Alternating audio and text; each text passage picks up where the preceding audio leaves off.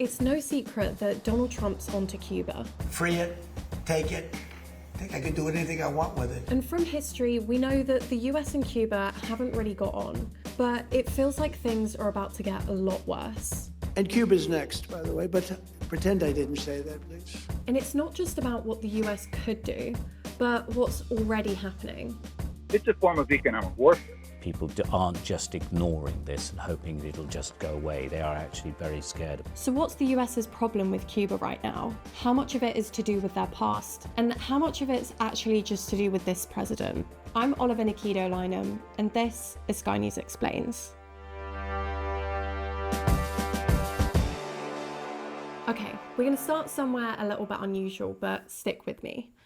Think about how much you rely on electricity every day to charge one of these, keep your fridge on, watch this video, and now imagine being without it. But it's not just you, it's the whole country. That's what it's like for over 10 million people living in Cuba, who experience blackouts for sometimes 20 hours a day. Well, I'm in quite a small town, a few hours outside of the capital, Havana, and in the midst of yet another blackout. That's my colleague Stuart, who's our chief correspondent and has been reporting from inside Cuba. People have found ways around it by using batteries or have some solar panels, but mainly they have nothing. And the situation, people here tell us, is getting literally worse by the day and the week. But why do these blackouts happen? And what's it got to do with the US? Let's start with how Cuba gets its energy. Most of Cuba's energy system was designed and engineered decades ago, during the Soviet era. But since then, the government hasn't really modernized the system, and that's a major reason why the system keeps failing and causing those blackouts. And on top of that, guess what the system relies on? Oil. The country gets over 80% of its total energy supply from oil, and maybe that wouldn't be such a bad thing if they could produce it themselves. But Cuba really relies on getting its oil from other countries. The main countries that provide Cuba with oil include Mexico, Russia, and Algeria, but its biggest and most important supplier is Venezuela. And that relationship hasn't really been the same since January, where the US launched this huge military raid where they captured the leader, Nicolas Maduro. Yeah, that's him in the tracksuit and the handcuffs, being taken to the States. And after that, Trump made it really clear things would not go back to normal. And he posted this 5 days later, saying that there'll be no more oil or money going to Cuba. Zero. So now Venezuela's out the picture, but it gets a lot worse. Trump also said that any country that sends oil to Cuba now could face huge tariffs while trading with the US. The result?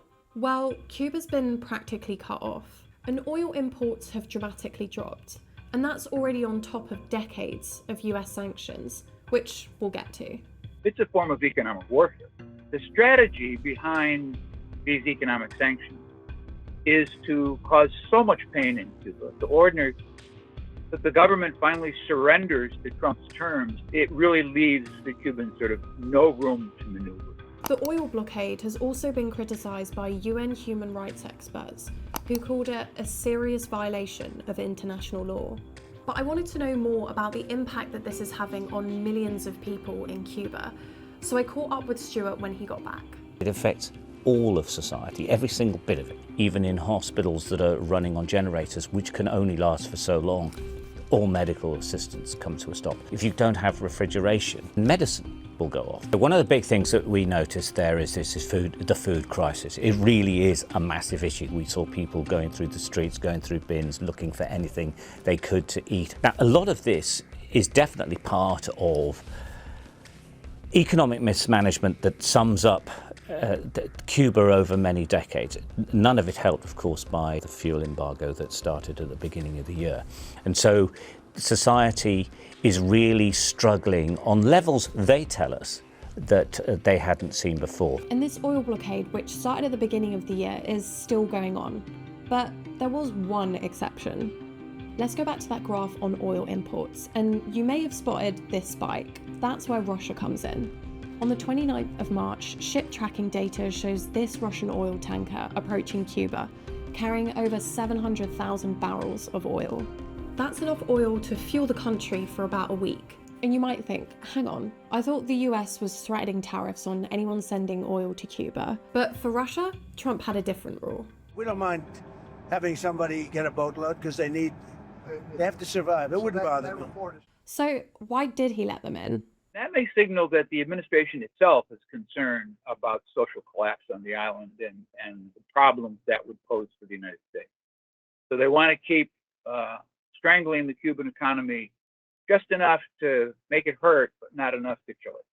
So you can see how complicated Cuba's energy crisis is. You've got a system that's already broken, and on top of that, a US oil blockade that's choking the supply. Cuba is ready to fall, you know? Yes. Cuba looks like it's ready to fall. But to really understand why the US is going after Cuba again, you've got to look at how they became a target in the first place. Spoiler alert, it's communism. Let's start in 1959 with the Cuban Revolution.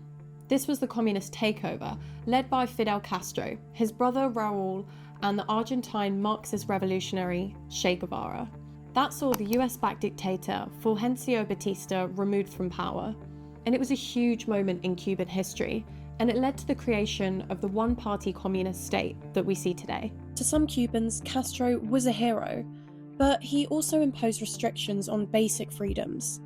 For the US, it posed a major threat. Not only was Cuba now allied with the US's biggest rival at the time, the Soviet Union, but the threat was on America's doorstep, literally. Let me show you. There's only around 90 miles between the two countries, and you can see it here. Another major event a couple of years later was the botched invasion at the Bay of Pigs. It was a CIA-backed attempt by Cuban exiles who tried but failed to overthrow Castro's government. That was a major embarrassment for the US. But 1962 is one of the most pivotal years for the US and Cuba, and this bit's really important. President JFK brought in a huge trade embargo. Not only did it basically ban all trade with Cuba, but it's still in place today. The impact on Cuba's government has been massive. Last year, the Cuban government estimated that the US embargo has cost the country around $170 billion in damages. That same year, the US and the Soviet Union were on the brink of an all-out nuclear war after Soviet missiles were found in Cuba. You probably know that as the Cuban Missile Crisis. But the US really wanted Castro out, and if an attempted coup wasn't enough, there were multiple CIA-backed attempts to assassinate him. Over the years, Castro's government faced its own challenges. Not everyone was happy, and one way to measure that is the fact that people tried to leave. For years, Fidel Castro prevented most Cubans from moving to the US, and those who did were seen as counter-revolutionaries. But in 1980, he gave in, and in a 6-month period, almost 125,000 Cubans left for America. But another blow came to his government in 1991. That's when Cuba lost its biggest ally, the Soviet Union. That sent the country's economy spiraling, and the embargo that we spoke about, that's still in place. Poverty on the island rose, there were blackouts across the country, and more Cubans left. And the US does have a base in Cuba, Guantanamo Bay. You might know it as the detention facility that was opened after 9/11. This actually goes way back to before the revolution, when America leased the land from Cuba. But for some Cubans, it's an unwelcome reminder of past US control. Despite all that, Castro stayed in power until 2008, when his brother Raul took over. And that marked a new chapter in relations, as it was also the year this man became president. We will end an outdated approach that for decades has failed to advance our interests, and instead, we will begin to normalize relations between our two countries. Barack Obama eased sanctions on Cuba and tried to reset relations. So for a while, things relaxed politically. More tourists visited the island, and Cuba saw an economic boost. But Trump first became president in 2017 and reversed a lot of what Obama had put in place. And remember, that US embargo was never lifted. Cuba's current president, Miguel Díaz-Canel, became the first non-Castro leader of the communist government in 2018. But when Trump came back into office in 2025, the temperature went back up. So that brings us on to why Donald Trump's going after Cuba right now. There are a few reasons, and could one of them be his ego?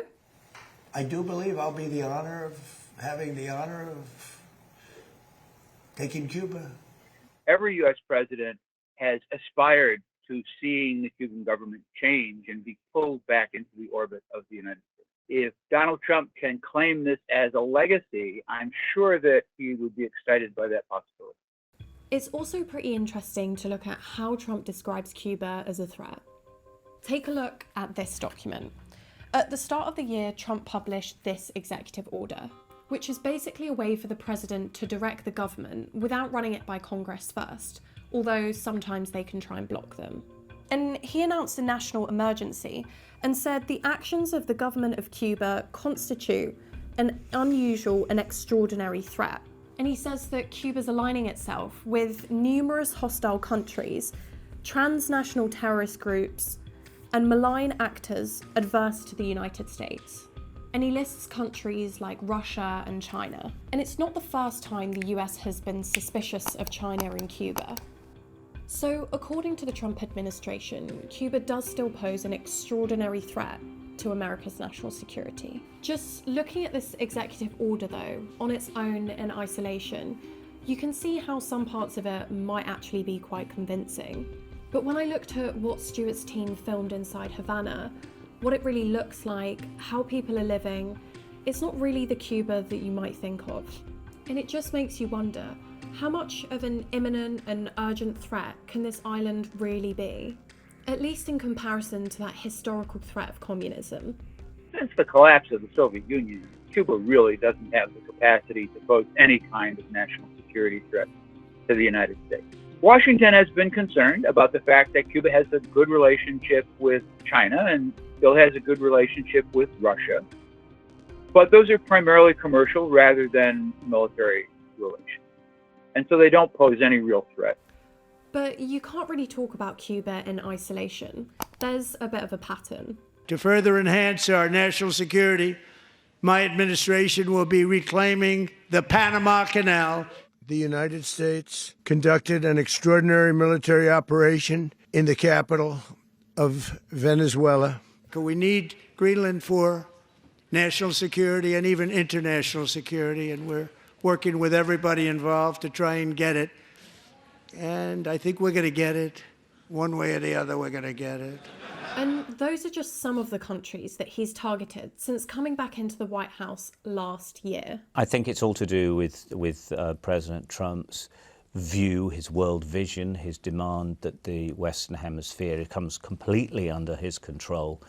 Okay, Stewart mentioned the Western Hemisphere, and that's linked to something called the Don Roe Doctrine.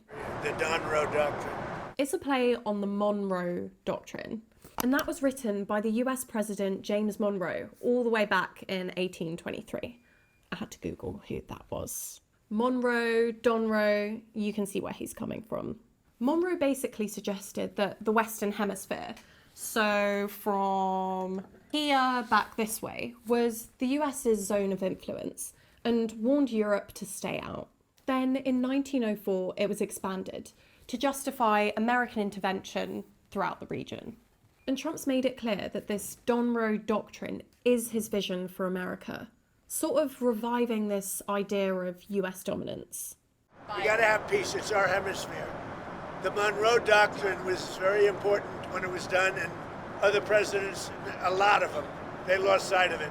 I didn't lose sight. That Don Roe Doctrine is asserting the right of the United States to, in effect, try to get rid of regimes that have historically been adversarial.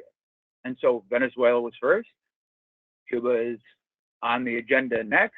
But there's someone we've not mentioned who's very involved when it comes to all things Cuba. We're dealing with Cuba. Marco, do you want to say a couple of words about it? And the people in charge of it, they don't know how to fix it. That's Marco Rubio. He's the US Secretary of State, Trump's leading foreign affairs guy, and he's also Cuban American. Marco Rubio built his political career on being the most vocal anti-Castro person in the United States Congress. It's a nonsensical system, and the people of Cuba are suffering. And what he wants with Cuba really matters in the US. America has a big Cuban diaspora, and many of them want the communist government out. I was a dissident in Cuba. I was in jail. I was harassed. I was persecuted by the regime. Rubio is a product of the Cuban American community in Miami. He understands instinctively what needs to be done. But how much influence does he actually have? There may be differences between Rubio and Trump on what the end game should look like. We've heard that Rubio's been involved in some of the talks between US and Cuban representatives, but it's not even clear what's on the table. What is clear is that the Cuban president said he's not going to give in to any US pressure. Watch this.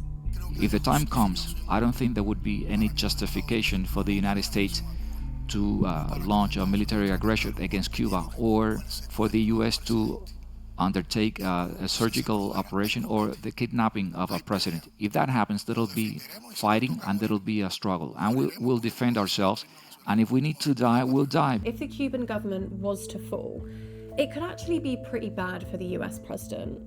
I think the administration is playing a risky game with the oil blockade because it is plunging the Cuban economy into very, very deep crisis.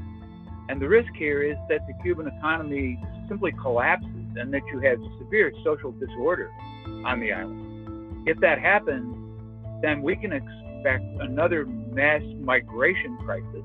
I mean, let's face it, thousands of migrants coming to the US is exactly not what Trump wants. Any country that can come to the rescue is welcome. And those of us who live in the United States understand that the United States is not interested in taking Cuba as another state or as a colony. They are currently negotiating, but I am convinced that these negotiations will end up in a dead end because they have, both sides have opposite objectives. And eventually, I am afraid that perhaps the United States will have to go into some sort of military action. We're not looking at a US military occupation of Cuba, but there is a significant chance that there will be some sort of US military action in Cuba to crack the regime and force a regime transition. We all believe that this is our Berlin Wall moment.